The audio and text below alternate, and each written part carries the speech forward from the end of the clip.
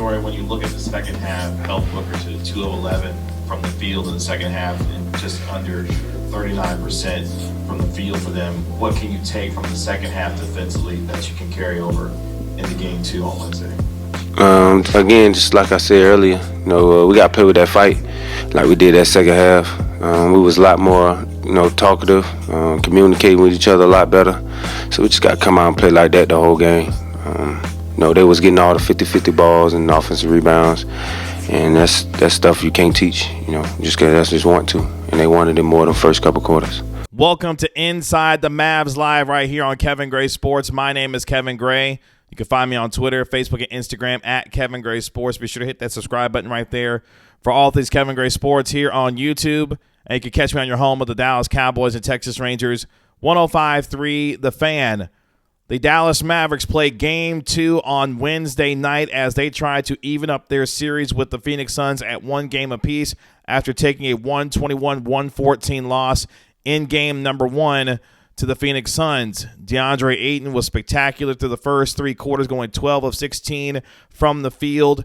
The Dallas Mavericks were unable to stop a hot shooting Phoenix Suns team that scored 69 points in the first half. They were much better defensively in the second half, only allowing 52 points, but a 22-7 start for the Phoenix Suns spelled doom for the Dallas Mavericks. Now they turn the page to game number 2 to try and even up their series before coming back to game 3 at home on Friday as they continue their Western Conference semifinal matchup with the Phoenix Suns. Can the Dallas Mavericks find a way to slow down Devin Booker and Chris Paul and DeAndre Ayton unlike they were able to in game number 1? You saw how well DeAndre Ayton was able to do things that he wanted to do offensively.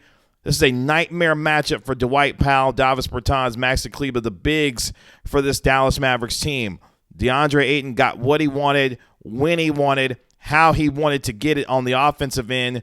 Conversely, the Dallas Mavericks were not able to keep the Phoenix Suns off the offensive glass, getting out-rebounded on the offensive glass by 6 and getting out-rebounded overall when it came to the rebounding margin in game number 1. Can the Dallas Mavericks find someone to come with Luka Doncic? Luka Doncic talking about the idea that they have to get better on the defensive end, unlike they were in game number 1. But offensively, someone has got to come with Luka Doncic. When you look at the numbers when it comes to Spencer Dinwiddie and obviously what Jalen Brunson did in that first game, they went a combined 9 of 24 from the field for just 21 points in game number 1. That is inexcusable for Spencer Dinwiddie, who got his first bucket with a minute 43 left in the third quarter on a 3-point shot, to only have 8 points in a game where you need everyone to perform at their expectations and beyond in order to keep things close and try to win games against this Phoenix Suns team.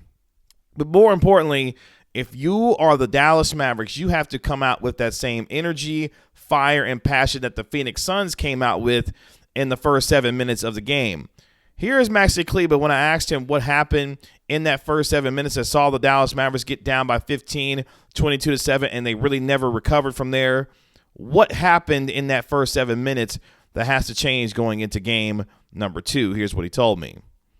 Maxi, when you look at that first 7 minutes of the ball game there, getting down 15, what was the biggest indicator of what happened there in that first 7 minutes that kind of got you guys out of rhythm and sounding the Suns getting that 15-point lead there?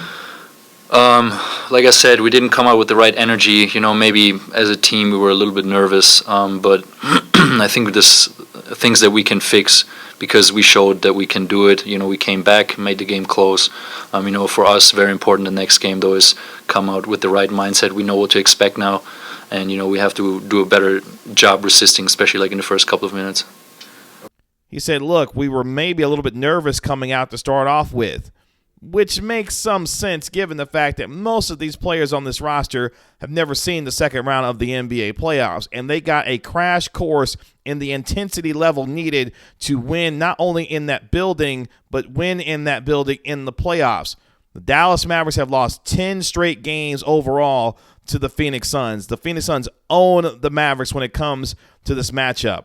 The Mavericks this season have been really good at breaking long winning streaks for their opponents. We saw it against Memphis, Boston. We've seen it a lot this season for the Dallas Mavericks. They will need to call upon that again, much like they did in the first round against the Utah Jazz in a place where they hadn't won in several years.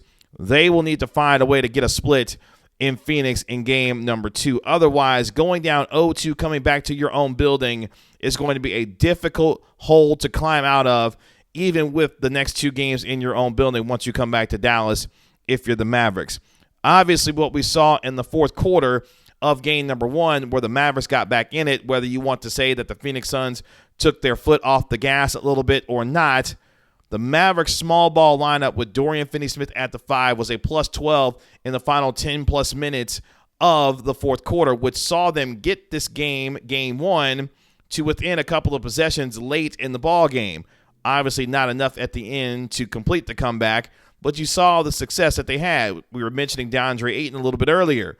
DeAndre Ayton was spectacular through the first 3 quarters, but he missed all 4 shots that he took in the fourth quarter, going 0 of 4. They held Devin Booker defensively to only 2 of 11 from the field in the second half, holding the Phoenix Suns to just 38% shooting, unlike how they shot spectacularly in the first half.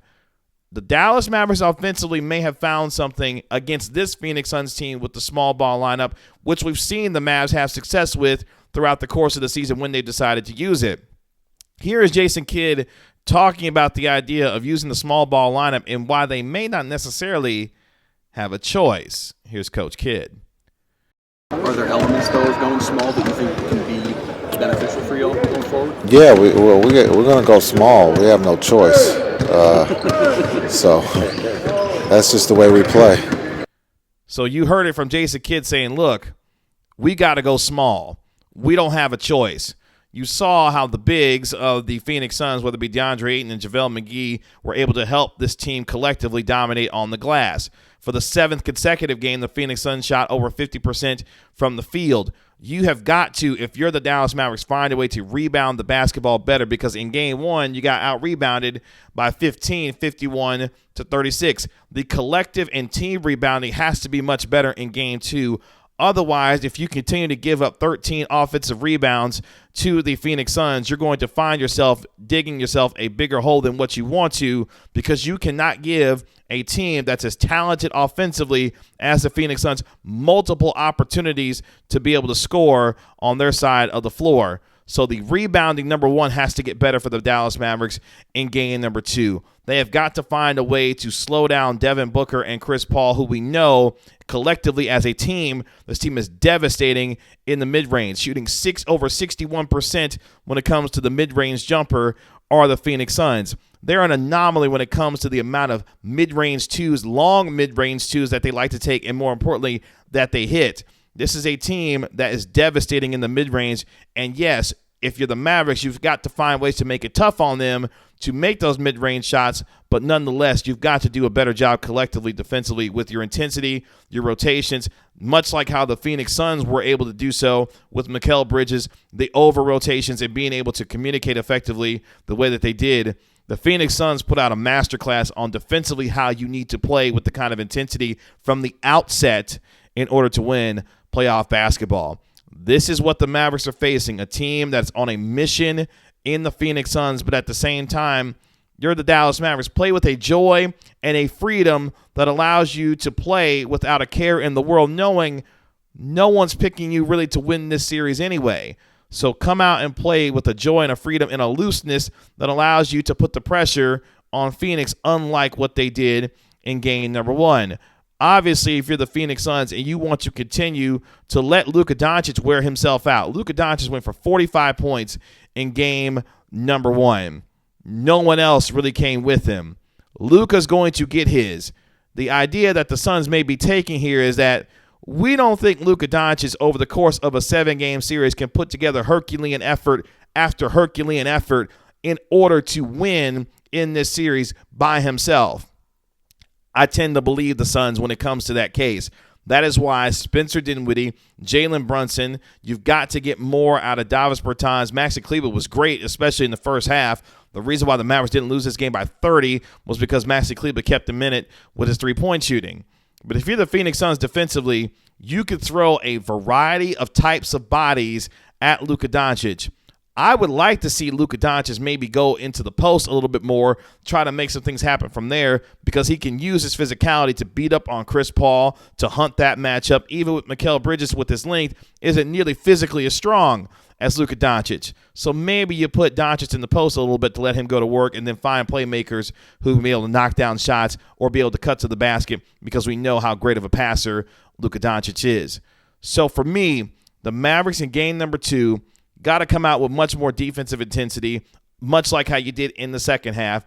Got to find a way to make things tough on Devin Booker and CP3 in the mid-range. You got to be better as a rebounding team, but more importantly, you can't have the breakdowns of communication that you had in game number 1 offensively. I know it's going to be loud in that building. It's going to be a great atmosphere in Phoenix, but you've got to find a way to overcome the crowd noise, communicate better, and then get out to shooters so that guys aren't sitting there wide open. An X factor that we saw in game number 1 for the Phoenix Suns was the fact that Jay Crowder was really good for them. You saw how well he played for them in the first half. Overall, going 4-6 from the field, he had 11 big points. There are a lot of things that the Phoenix Suns can do and come at you in waves, whether it be Cam Johnson coming off the bench, who had a great game with 17 points, going 6 of 10 from the field. This is a very deep, very talented Phoenix Suns team. The Mavericks have to match that energy throughout the course of the ball game. If they can, they could possibly find themselves stealing a game on the road. Can the Dallas Mavericks do so, where they shot 41% from the three-point line, shot 47% from the field overall, but you can't allow a Phoenix Suns team to shoot nearly 40% from 3 and 50% from the field. It just can't happen, because you're not going to win a lot of ball games that way. Got to get more physical with DeAndre Ayton, make things a little bit tougher on him. Can the Mavericks find that measure of physicality in game number 2? Obviously, that remains to be seen also. But the Mavericks have a chance to be able to steal some momentum back in the series by getting a split before coming back home to Dallas for game number 3 on Friday. Will they be able to do so? We're going to find out in game number 2. This has been Inside the Mavs right here on Kevin Gray Sports. Again, you can subscribe to Kevin Gray Sports here on YouTube by also following me on Twitter, Facebook, and Instagram at Kevin Gray Sports, and subscribe to the Gray Area Podcast wherever you get your podcasts for free. This has been Inside the Mavs right here on Kevin Gray Sports. I'll talk to you later. Peace.